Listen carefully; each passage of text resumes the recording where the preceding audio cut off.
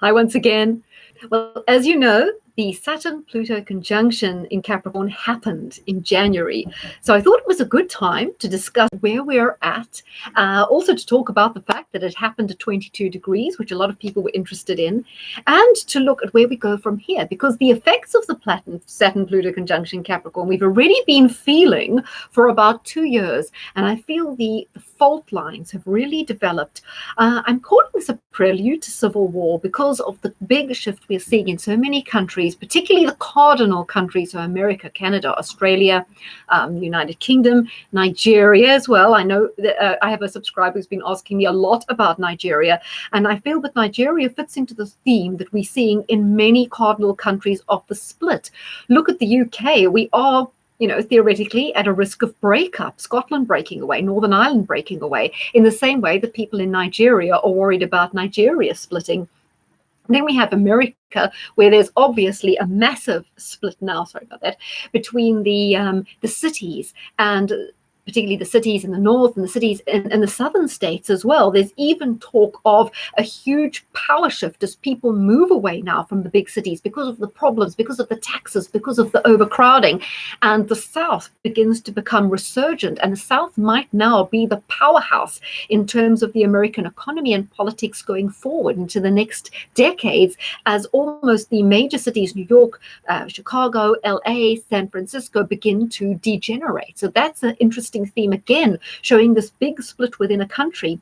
Within Canada, we had certain provinces, I think it was like Saskatchewan, Alberta, who virtually elected no one to do with Justin Trudeau's government. So again, a big split between what people are feeling to the west of Canada and to what people are feeling in the sort of the Ottawa, Toronto, Ontario areas there. Again, you see the split. And so it's a theme. You also see a big split in Germany. People in East Germany are far more reticent about globalism. They are ones beginning to kick up their heels. They've far more animosity towards immigration, towards the EU. They're voting more exclusively for the AfD in East Germany. So in East Germany, you see this split. So why I say a prelude to civil war is because suddenly people have woken up. We're woken up to both globalism, to the UN agenda, whatever you want to call it. Everyone has their own way of thinking about it in their own mind. But these are causing deep divisions within countries. As you know, I also talked about Spain and the divergence there. So many people shifting to the far left and the far right. So to start off, so what do I think? To my subscriber in Nigeria, I don't think Nigeria is going to split, but I think it's facing the same challenges in a different way that all cardinal countries, the ones I've just mentioned, are facing. They're trying to cope with how you balance different the kind of communist elements that are sometimes linked to other elements with a desire for kind of self-determination, for capitalism, and to take the country in a different direction. And Nigeria is battling in a different way to how we are battling with it in the UK and other countries, but there's similar themes. But I think in the ultimate end, the countries will stick together. And so Nigeria will stay whole, UK will stay whole, and America will stay whole, but with a shift in power away from the cities. So I did have messages from 2 subscribers who alerted me to the fact that there is a Serbian astrologer who has done research and puts a lot of emphasis on the degree where important conjunctions fall, also in terms of our personal charts where I ascend and fall. So the degree falls is as important as aspects it makes or which sign it falls in, for example. And Capricorn and the Pluto Capricorn conjunction happened at 22 degrees of Capricorn. Now, for a start, 22 also represents Capricorn. So it's a double emphasis. So it's not only in Capricorn, this conjunction, it's on 22 degrees, which is linked to Capricorn. Now, according to this astrologer, this 22nd degree is associated with kill or be killed. Kind of reminds me of that Swedish Dark Lake series, where there was a whole series where there was this word, kill or be killed. But anyhow, and that's kind of disconcerting for me, because when I initially did my Saturn-Pluto conjunction in Capricorn and I looked at all the symbolism to do with Saturn-Pluto in Capricorn, everything was death. I mean, it was graveyards, mortuaries, morgues, gravestones, funerals, crematoriums. All the symbolism that came with those 3 planets, or 2 planets in Capricorn as a package, was to do with death. That's why I did feel that at some stage we are going to have some sort of pandemic, because what else could account for this? It's really unfortunate, and it's not very nice to think of that way, but people did ask me to talk about 22 degrees, and there it is, and it reinforces the whole themes that I was already seeing.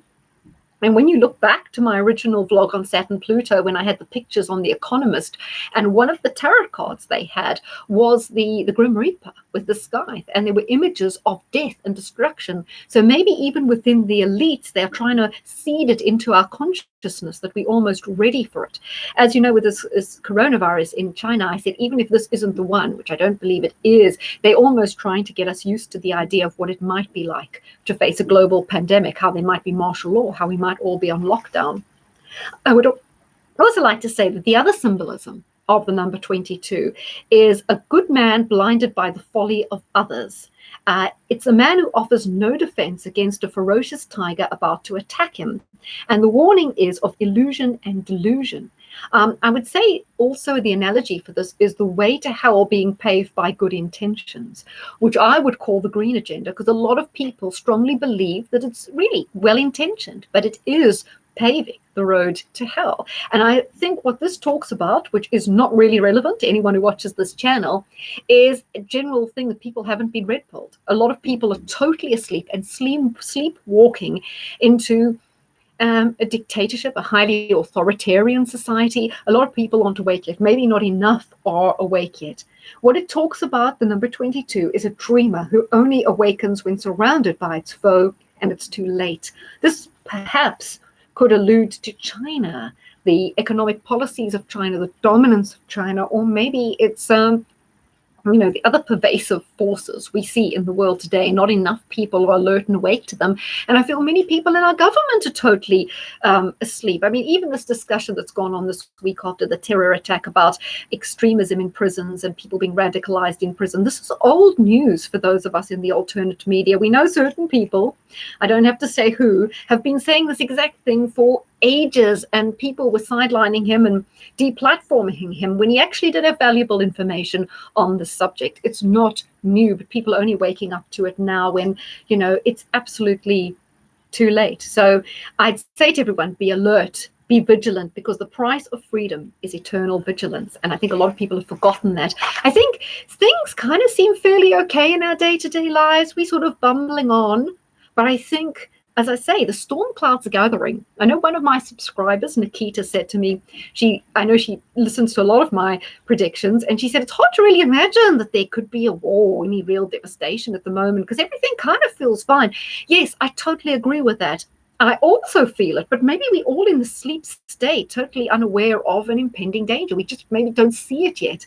And even those of us in the know, maybe we just can't quite credit that things won't just carry on bumbling along in the way they have been. So what I wanted to talk about is what's relevant about the Saturn-Pluto conjunction is it is happening at a very similar point as the Uranus-Neptune conjunction in Capricorn that happened on 17 degrees of Capricorn back in 92, 93.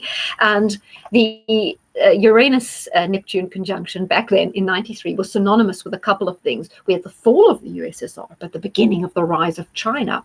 We had Bill Clinton and the rise of kind of neoliberal globalism. We also had the Rio summit, which was key to the start of this whole green agenda.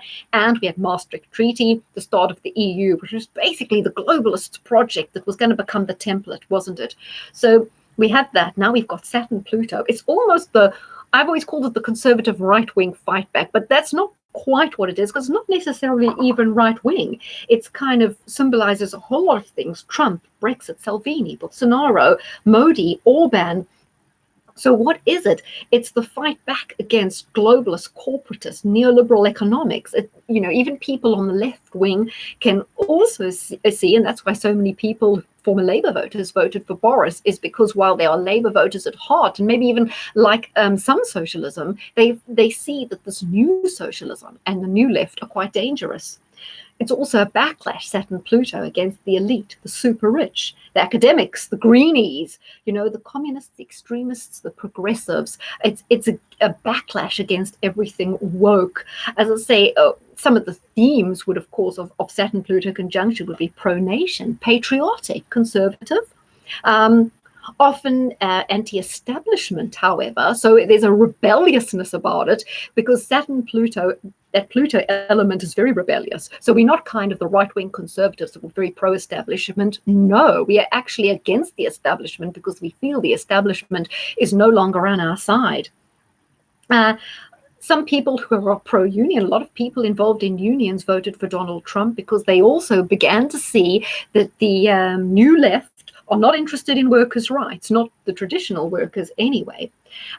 So there you go. It's often the left that we have nowadays, the new socialist left, they do not champion the rights of the working class anymore. And that's why even formerly left-wing people are also kind of on the bandwagon of the Saturn-Pluto conjunction, which is now, as I say, anti-establishment, anti-globalist, and pre-corporatist, all that. So I feel that January was quite pivotal. There's a couple of things happened which I think epitomized this. Now, on the one hand, we've got in Australia the fires being used as a pretext for an attack on Scott Morrison. The Conservatives were never meant to win that election. Everyone thought it was going to be the Green election and the chance for the left to take control. They didn't, but they're now going to try and leverage these fires in order to undermine Scott Morrison's government and possibly get in. We have the protests in Iran being another cardinal country, therefore a country that's going to be strongly affected by the Saturn-Pluto conjunction. You can see there people rumblings, people wanting liberty, freedom. I even saw that people are converting to Christianity in Iran. I'm not sure if that isn't fake news. If it is true, that would really be something. So again, you can see the fault lines developing and the anti-establishment feeling going on in Iran. In Russia, something really important happened. Putin suspended parliament in order that he could change the constitution to allow him to stay in power for longer. I feel that's a very important development on the theme of Saturn-Pluto, because Putin would be one of the key leaders that have kind of embraced the movement, the anti-globalist, anti-Soros, anti-corporatist movement. He is a key ally. It would be really unfortunate if he wasn't leading Russia and some other kind of globalist puppet took over Russia and started woking Russia up. But there you go. He cemented his position going forward, so it keeps Russia on the trajectory. Okay, I've talked about the German split. What was also very important going on in America, the impeachment. Again, it shows the fault lines, the strong fault lines between the left, who will now use lawfare, any parliamentary or congressional tool available to try and get rid of Donald Trump, because they just don't think they're going to be able to do it in the election. And I do see in the election we've got Donald Trump, we're going to get definitely a quite radically left candidate in Bernie Sanders running on the other side. And the test will then be for America of where you're going to go. And you'll see, I think, some quite strong support for Sanders in quarters. But overall, I don't think people are going to buy it. The independents and the more moderate Democrats are not going to be able to countenance it. And he could run into trouble exactly as Corbyn did, where in America, they're also expecting a youth quake. They're expecting young people to come out in force and vote for good old Bernie. But like it didn't happen for Corbyn, I don't think it's going to happen for America as well. I think they've misjudged the country. I don't think people are ready for such radical left. There's definitely, 73 and 77, there's definitely an awakening happening. I strongly attribute the awakening to the Saturn-Pluto conjunction. It really is.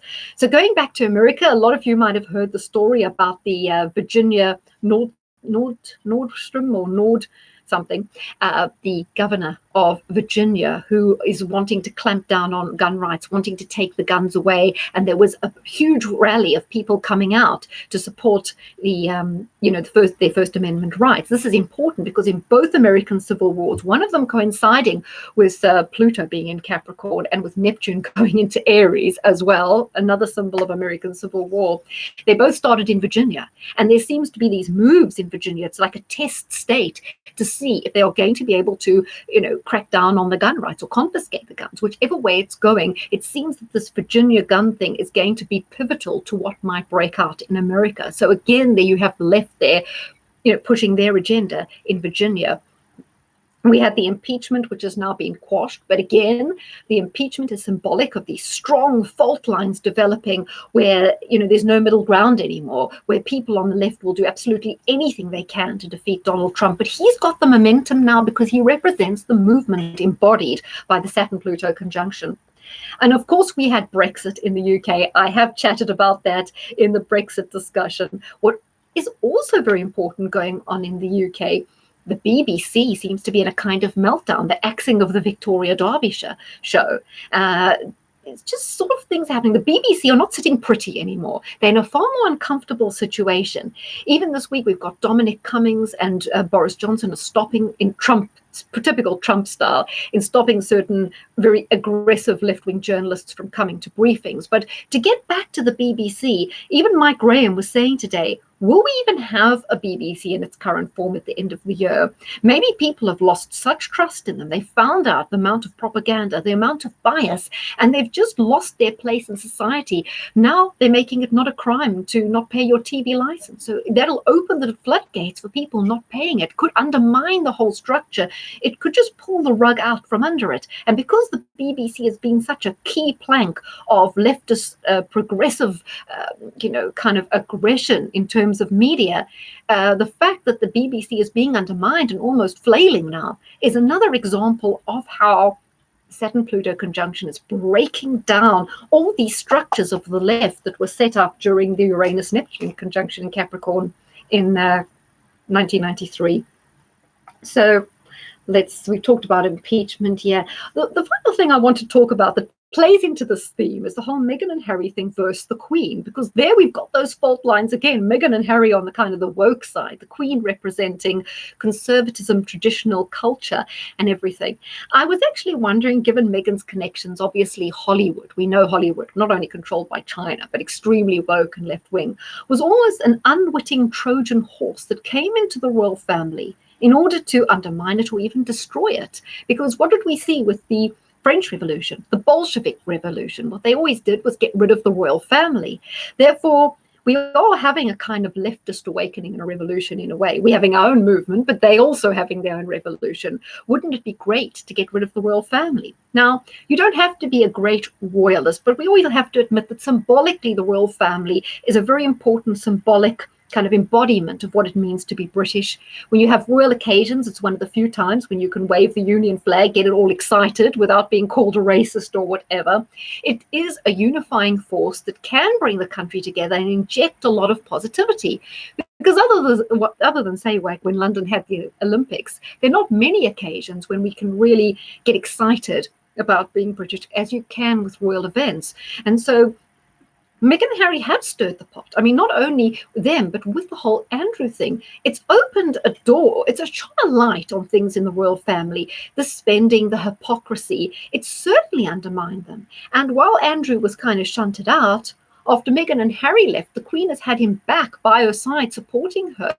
She really is suffering a lack of support. She's become an increasingly isolated figure. The fact that she has to bring Andrew back in when he's got all these problems, again, the whole structure of the royal family has become a little bit shaky. And so therefore, I feel that with this whole Saturn-Pluto thing, it does kind of shake fundamental structures, and one of these fundamental structures it's shaking is the royal family. And I do think that after this year, particularly with, as I've said many times, with the Queen possibly stepping down, King Charles coming along, as you can see, he's becoming a little bit more like Prince Corbyn of Wales, going around with he wouldn't shake Mike Pence's hand. I know that was technique, didn't have to, because Mike Pence isn't head of state, but he's kind of flexing his green muscle, isn't he? Then he was in Palestine making certain noises. I think Prince Charles is also kind of drifting off into the woke side and the green side, showing a great deal of hypocrisy in doing this as well, lecturing us. I do think this is going to go further